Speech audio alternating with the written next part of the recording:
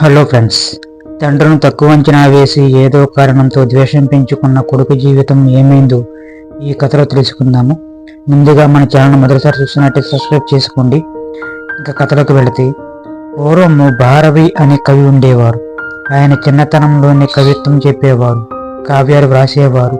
ఊర్లో వాడంతా చాలా మెచ్చుకునేవారు. తండ్రితో చుట్టూ ఉన్న జనాల కొడుకు చాలా బాగా రాస్తాడయ్యా అనేవారు. ఆయన మాత్రం వాడు ఇంకా చిన్నవాడు, ఇంకా నేర్చుకోవలసింది చాలా ఉంది, ఏదో రాస్తాడులే అనేవారు.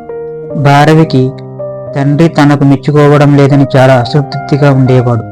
తల్లి దగ్గర నాన్నగారు నన్ను తీసిపరేస్తున్నట్లు మాట్లాడుతున్నారు, ఊర్లో వారంతా నన్ను మెచ్చుకుంటూ ఉంటే తానేమో ఏమన్నది, ఇంకా వాడు చిన్నవాడు అన్నట్లు మాట్లాడుతారు అని చాలాసార్లు చెప్పుకున్నాడు. ఎన్నాళ్ళైనా తండ్రి ధోరణి మారకపోయేసరికి భారవికి తండ్రి మీద కసి పుట్టింది.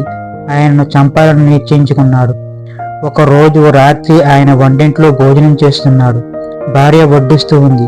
భారవి ఆయన పెరట్లో చేయి కడుక్కునేందుకు వస్తే చంపేయాలని పెద్ద బండరాయి పట్టుకుని పెరట్లో ఒక పక్క కాచుకుని కూర్చున్నాడు. అప్పుడు భారవి తల్లి భర్తతో, మీరెందుకు వాడిని అస్తమాను చిన్నబుచ్చినట్లు మాట్లాడతారు, వాడు చాలా బాధపడుతున్నాడు, ఊరంతా వాడిని మెచ్చుకుంటూ ఉంటే మీరు మాత్రం వాడికేమీ అంటారంట. అప్పుడు తండ్రి నవ్వి, పిచ్చిదాన, నాకు మాత్రం వాడిని చూసి గర్వంగా లేదనుకున్నావా? తండ్రి పొగిడితే బిడ్డకు ఆయుష్యనం అంటారు. అంతేకాకుండా పొగడ్త మనిషిని పాడు చేస్తుంది, వాడి అభివృద్ధికి ఆటంకమవుతుంది. ఇంకా ఎంతో పైకి రావలసిన వాడిని గర్వం పెంచి తనంతటి వాడు లేడని విర్రవీగుతాడు, దానితో వాడి అభివృద్ధి ఆగిపోతుంది అన్నాడు. అది విని భారవి బుర్ర తిరిగిపోయింది. పశ్చాత్తాపడిపోయాడు. వెంటనే బండార్ అయ్యి అక్కడ పడేసి లోపలికి వెళ్ళి తండ్రి పాదాల మీద పడి బోరున ఏడ్చాడు. తాను తండ్రిని చంపాలనుకున్న విషయం చెప్పి నాకేదైనా శిక్ష వేయమని బ్రతిమలుకున్నాడు. పశ్చాత్తాపంతో, నీ పాపం పోయింది, శిక్ష ఎందుకు అని తండ్రి చెప్తున్నా వినకుండా తనకు శిక్ష వేయమని పట్టుపట్టాడు. తండ్రి, సరే అలాగైతే మీ అత్తారింట్లో 1 సంవత్సరం చివరికి నీ భార్యకి కూడా ఎందుకు, ఏమిటి, ఏ కారణాలు చెప్పకుండా అక్కడ ఉండి రా అన్నాడు. ఇంత చిన్న శిక్షణ అన్నాడు భారవి. తండ్రి నవ్వి, అది చాలే, వెళ్ళిపో అన్నాడు. భారవి చిన్నతనంలోనే పెళ్ళయింది. అతడికి ఇంకా భార్య కాపురం రాలేదు. సరేనని భారవి అత్తగారింటికి ఊరికి వెళ్ళాడు. వాళ్ళు అల్లుడు గారు వచ్చారని చాలా మర్యాద చేశారు. రోజుకో పిండి వంట చేసి ఆదరించారు. 4 రోజులు గడుస్తున్న అల్లుడు వెళ్ళడం లేదని వాళ్ళు విసుక్కున్నారు. చిన్న పనులు చేయమని చెప్పడం ప్రారంభించారు. మర్యాదలు తగ్గాయి. బాబా మరదలు పొలం పనులు కూడా పురమాయించారు. అందరూ విసుక్కుంటూ మాట్లాడేవారు. దేనికి బదులు చెప్పకుండా విసుక్కోకుండా అన్ని పనులు చేసేవాడు.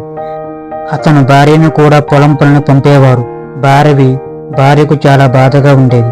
భర్తకు ఆవిడ, మీరు మీ ఊరు వెళ్ళిపోండి అని ఎంత చెప్పినా వెళ్ళేవాడు కాదు. భారవి సమాధానం చెప్పకుండా మౌనం వహించేవాడు. ఇలా సంవత్సరం గడిచింది. అప్పుడు భారవి, ఇంకా నేను మా ఊరికి వెళుతున్నాను అని బయలుదేరాడు. ఇంత హఠాత్తుగా ఎందుకు వెళ్ళాలని అంటున్నాడో వాళ్లకు అర్థం కాలేదు. భార్యకు అత్తమామలకు విషయం వివరించి, నా శిక్ష పూర్తయింది, అందుకని వెళుతున్నాను అని చెప్పాడు. ఇది విని వాళ్ళు తమ ప్రవర్తన సిగ్గుపడ్డారు.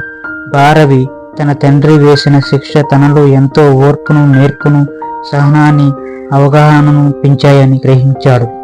తండ్రిని ఎప్పుడూ తక్కువ అంచనా వేయకండి. మీ అభివృద్ధిని కోరుకునే వారిలో ఆయనే ప్రథముడు.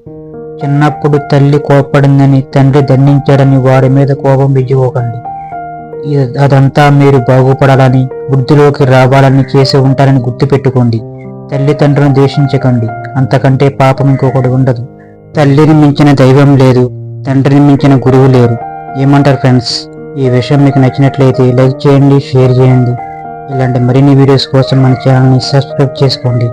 Thank you.